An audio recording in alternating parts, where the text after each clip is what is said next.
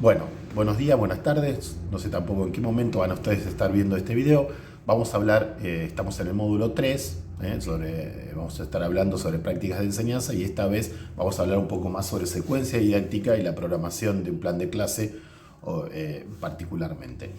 En primer lugar, recordarles que hay una relación de alguna manera ineludible entre la organización de los materiales, la programación que debo llevar adelante cada vez que pienso en desarrollar una clase con aquel concepto de paradigmas y modelos que había planteado en nuestra clase anterior, digamos, ¿no? Que ahí hay como una direccionalidad hacia un estilo de enseñanza, digamos, planteada desde la institución en la cual nosotros nos desempeñamos, en un marco contextual, en un marco también político, de política educativa, establecida en la mayoría de los casos, digamos, con dependencia de algunos lineamientos del gobierno que administra el Estado en esas circunstancias.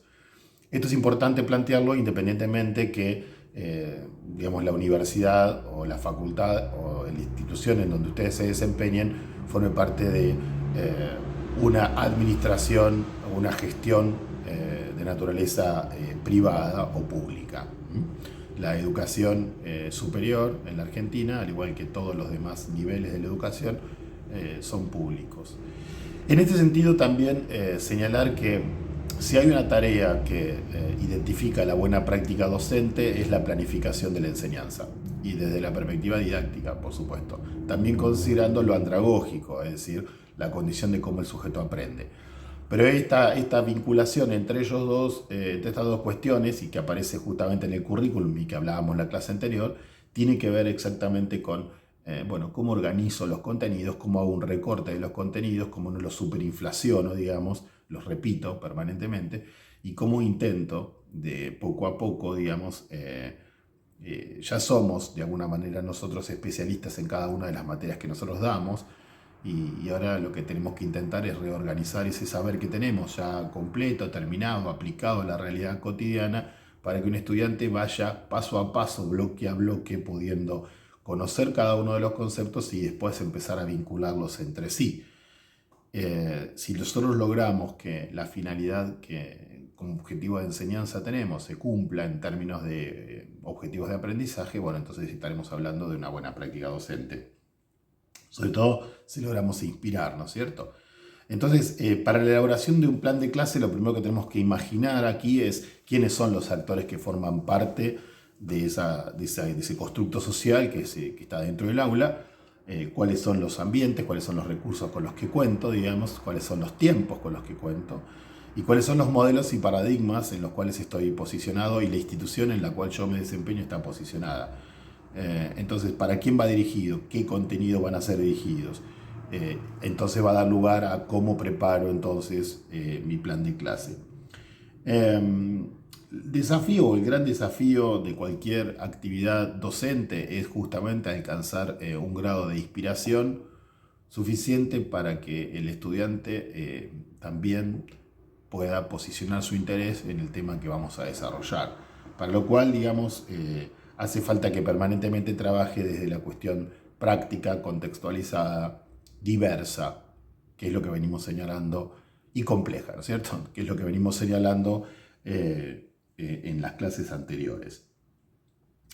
Desde este punto de vista, lo más importante para construir una secuencia didáctica ideal es que existan al menos tres momentos, digamos, de una clase.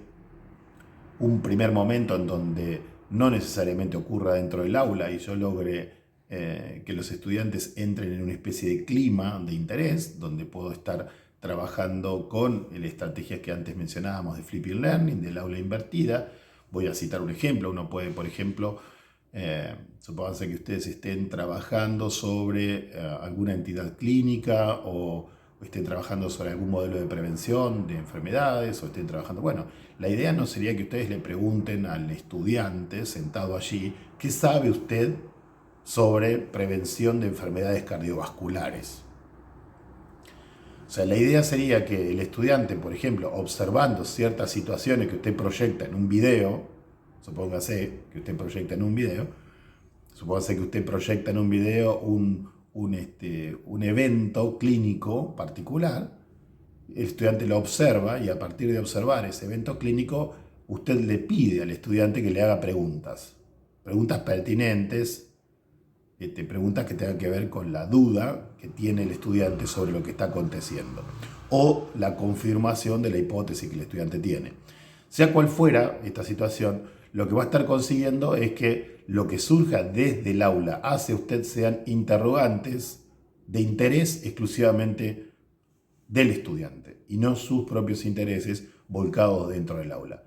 Esta situación, digamos, es habilitante de la alfabetización científica, porque si el estudiante al mencionar alguna característica, alguna variable que observa en el video, utiliza un lenguaje vulgar en lugar de un lenguaje técnico, bueno, usted va anotando todo esto para poder diseñar un glosario que permita hablar correctamente en términos de lo disciplinar.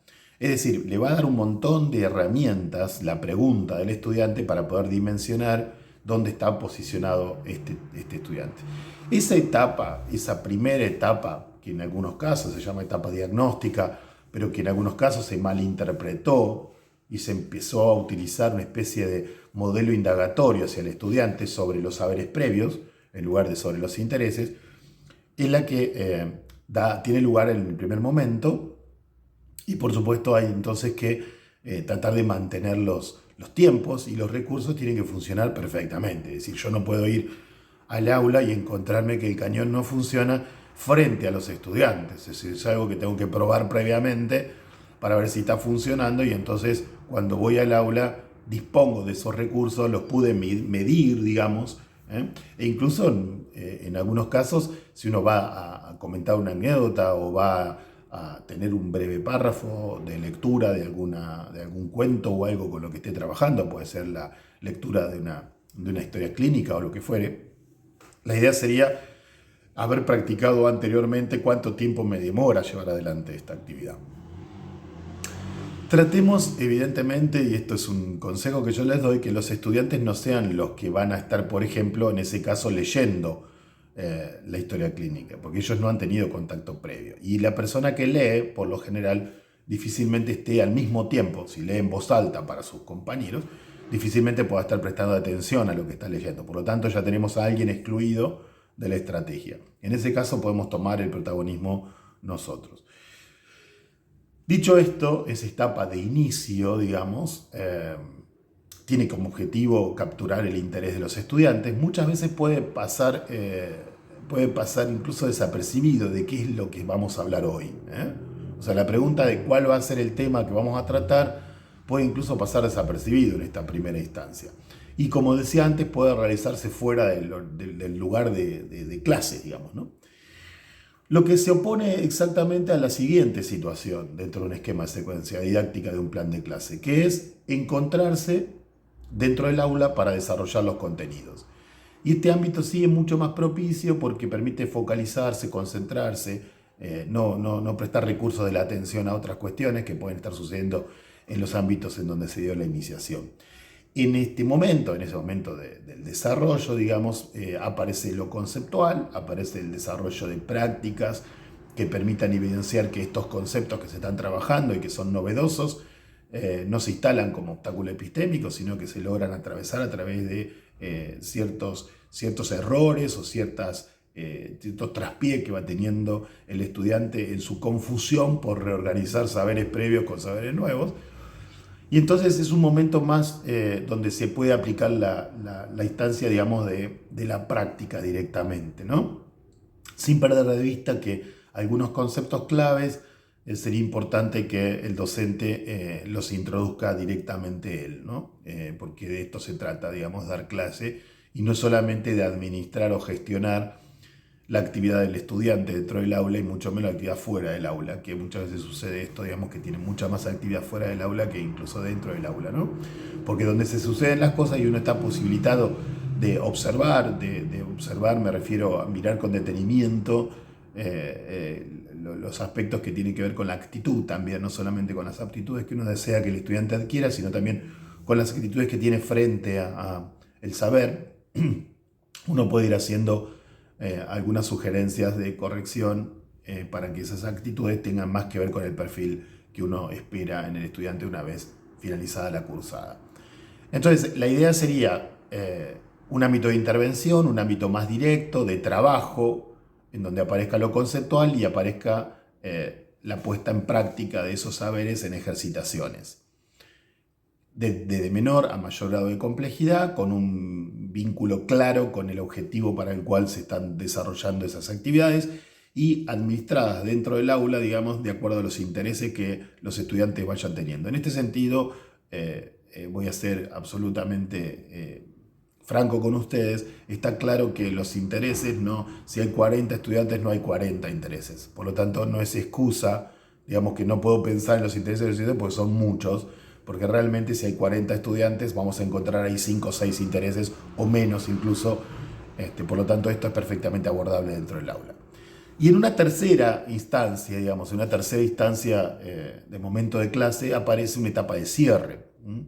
En esa etapa de cierre lo que vamos a estar haciendo primero es imbrincar esta clase con la clase siguiente, de alguna manera dejando algunas ideas a resolver, algunos problemas a resolver, y va a ser una etapa de reflexión también, de ver cuán importante es lo que acabamos de trabajar o acabamos de atravesar, cuál es el sabor que les deja a ellos.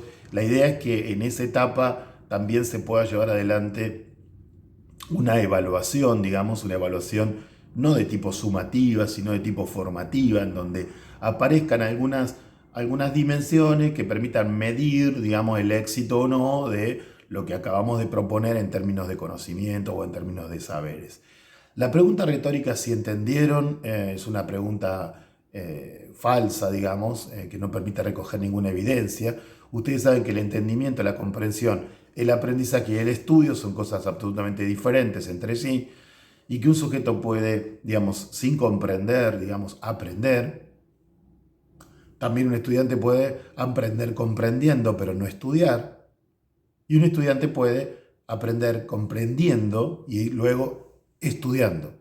De modo tal que ahí sí los aprendizajes se suceden y tal vez tengan mayor nivel de compromiso con la realidad de largo plazo, que es lo que uno intenta en una formación académica, porque le permite primero imbrincarse con el siguiente nivel de enseñanza o del ejercicio de su propia práctica. En ese sentido debemos estar atentos en esa organización, ¿no es cierto? Bueno, en tanto los recursos, por supuesto que es importante, lo vamos a ver en clases a posteriori, digamos, ¿no? Pero es muy importante entonces considerar que los recursos no pueden ser únicos. En este sentido, la habituación es un enemigo, digamos, del interés, ¿no? Si el estudiante sabe que más o menos siempre sucede lo mismo en la clase, se va como acomodando a esos climas y va cediendo su nivel de atención, o por lo menos la intensidad en la atención, lo cual le va a requerir más focalización y por supuesto se va a aburrir o va a abandonar la clase aunque presencialmente esté allí sentado. Bueno, espero consultas, preguntas a través de los foros de debate y que tengan una buena lectura interpretativa de la versión escrita de esta clase. Nos vemos prontamente.